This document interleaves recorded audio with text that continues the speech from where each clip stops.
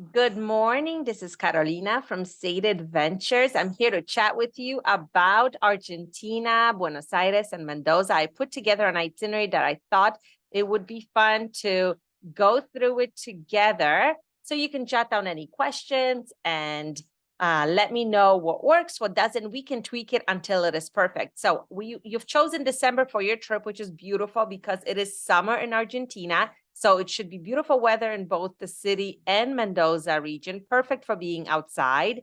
On December 12th, you're going to take that overnight flight to Buenos Aires. Most flights to Argentina are overnight. If yours is different, just let me know and we will adjust. Good part about flying to Argentina is there's no jet lag because we are just an hour or 2 hour difference from Buenos Aires. So it's a really nice difference from flying to Europe and dealing with jet lag and adjusting to the time difference. So points for Argentina there for sure. So once you arrive in Buenos Aires, you will be picked up by my team, private guide, private driver, a beautiful car waiting for you to take you to your hotel. Most hotels won't let you check in until at least noon or so. So we will check your bags in, let you get refreshed, and then we will step outside to experience a little bit of the city. The city is quite large, and I always split my touring between the south and the north. So we're going to focus on the south today because that's where your hotel is. So it's really just outside. We can stretch our legs, walk around a little. Plus, it's those iconic, colorful parts of Buenos Aires that people know and associate with the city. So we're going to tackle them first. So Puerto Madero and La Boca and these beautiful, colorful neighborhoods. This is where the Pink House is, right in the main square. So we will hit all of those places. They're all within walking distance of each other. And we will have a beautiful traditional bodegon lunch. A bodegon is like an old mansion that's been redone into a restaurant. So like the chairs might not match. There might be grandma's picture on the wall, but it's very charming, and some of the best food, especially steaks, are here at the bodegon. So we will have that for you and then bring you to the hotel so you can rest and adjust and enjoy the property, because we chose the Faena for you for this trip because it is like a jewel of Buenos Aires, very colorful, very charming. It is a beautiful upscale hotel, some wonderful restaurants and experiences inside the property. It's right on the river, and as you see, it's very colorful and quite stunning itself. So enjoy this property for 4 nights. And then the next morning after breakfast, the beautiful breakfast at the Faena, my guides will come back and pick you up again. So it will be the same guide. He will get to know you while you're in Buenos Aires with him. And now we will tackle the north part of the city. But we don't just get in a car and drive around and point things out the window. We're going to do it in a little bit of a different way. We're going to visit Argentina or Buenos Aires like a person from Buenos Aires. We're going to have a picnic inside a park, which is really huge in Buenos Aires. There are beautiful parks and outdoor places. We're going to go to the Recoleta Cemetery to visit Evita. We're going to really see the architecture and beauty of the northern part of Buenos Aires, which is the reason why we call this city the Paris of South America. Of course, we're going to have a glorious picnic lunch for you arranged, beautifully done from a local restaurant, and then some free time in the afternoon for you to explore Argentina on your own.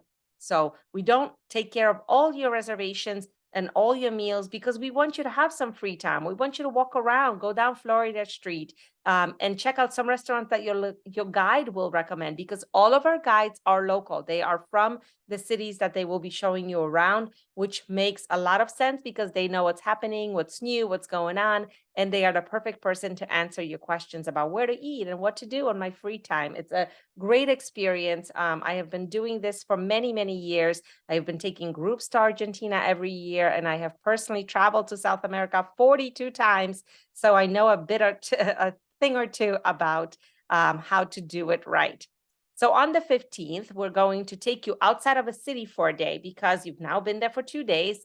All this energy and hubbub of the city, we want you to see something else. So Buenos Aires, just outside of the city, maybe an hour and a half to 2 hours away are very charming little villages. And around those villages are estancias, which are like working ranches.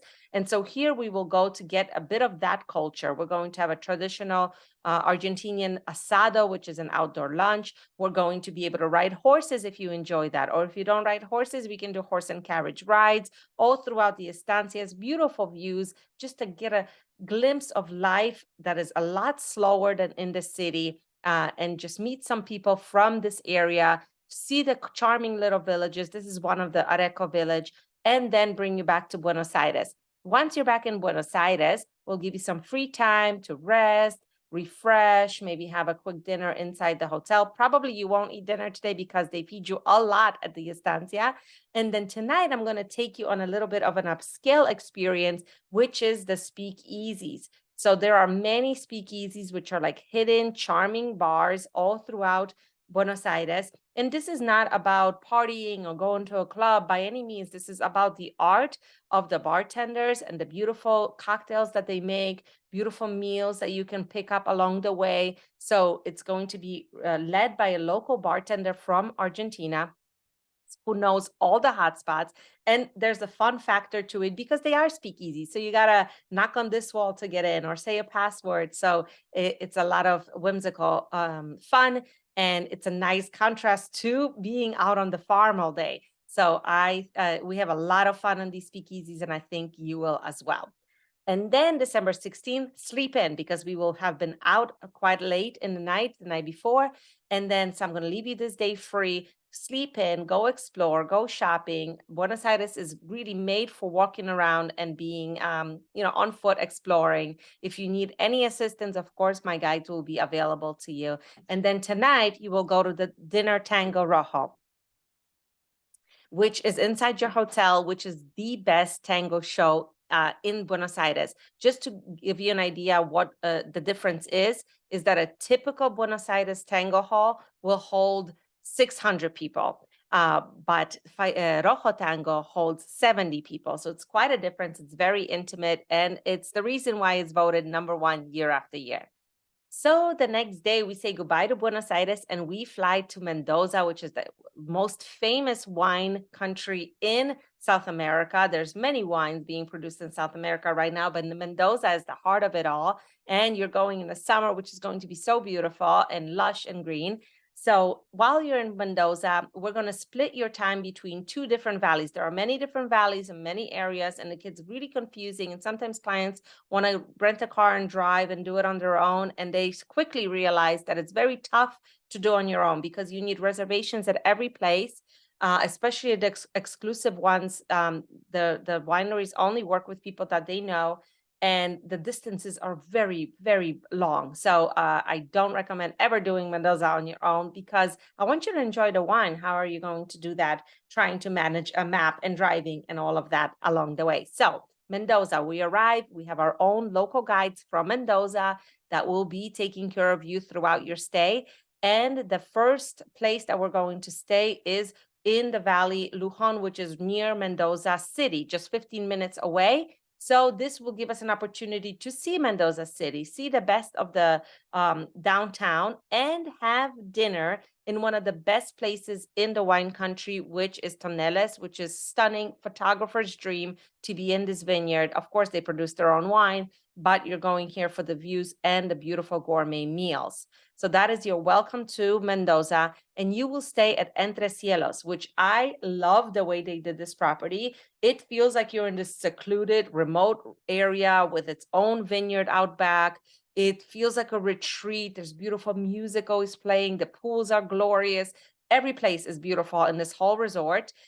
This is the view from the pool and from the back of the resort, but it is literally 15 minutes from downtown. It is so close. It is so well done. So you will start your stay here so we can focus on this region first.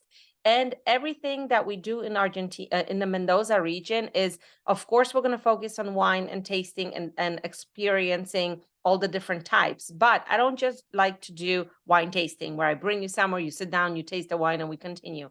Everything we do has a little bit of a flair and something to make it interesting. So one day we're going to do bike and wine, and another day we're going to wine taste, but we're also going to participate in making a concoction of our own. And we're going to do biking. We're going to do wine tasting with horse riding and hiking, and whatever it is that interests you can be accommodated into it. We're going to do a lot of outdoor, beautiful gourmet meals. We're going to go to the best vineyards. So there are probably over 100, right? Because they're very small. There's lots of family owned ones. There's tons of them. It's hard to decide, but we know the best ones. We know the famous ones like Suzanne Balboa, the first woman winemaker, and she's won awards left and right, has a wonderful restaurant. I was just there a few months ago. We'll go visit her. So there are very special places along the way, and we will make sure that you get in, because a lot of them are reservations only, and a lot of them are private where they don't just allow the public in. And that is key here, because we don't want you going to the vineyards that have busloads of people outside. So go through these, see what sounds good, see what sounds like it needs a little bit tweaking, or maybe you've heard of a vineyard that is a must for you. Let me know and we will incorporate it. But please know that everything we've included here has been really thought out and handpicked for you. Look, Susanna Balboa is here on day 8.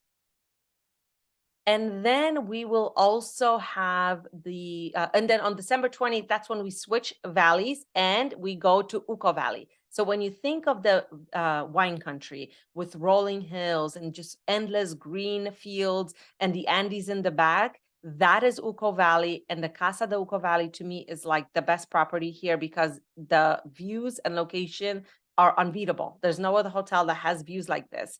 And you're going to be there in the summer. You're going to be outside in the pool. You can go hike amongst the vineyards. You can get their bicycles and go out. Their property is huge. So it's a lot of fun to be here for 3 nights and combine touring some other places with being here on their property. The best meals that I've had were here at Casa de Uco. So I'm very excited that they have a space for you during your December visit, because it's sold out all the time. So we'll do a little cooking class here with a more wine tasting, visiting different vineyards. And we also, while staying in Uco Valley, go to the exclusive Uco Valley. So these are the type of vineyards that you need reservations in, that they only work with specific companies. So I'm very excited to send you there as well for some fantastic farewell lunch and tasting here. So that's what your wine country stay will look like. It's a great combination of a little bit of everything. I'm so excited to hear your feedback on it, of what works and what doesn't. And December 12th, we'll take you back to Mendoza Airport, fly you to Buenos Aires. There will be a guide and a driver waiting for you to take you from the domestic airport to the international airport, and you can take your evening flight home. So that's it. That's your 12 days in Argentina. I'm going to share it with you right now. I look forward to your thoughts, and happy travels, everybody.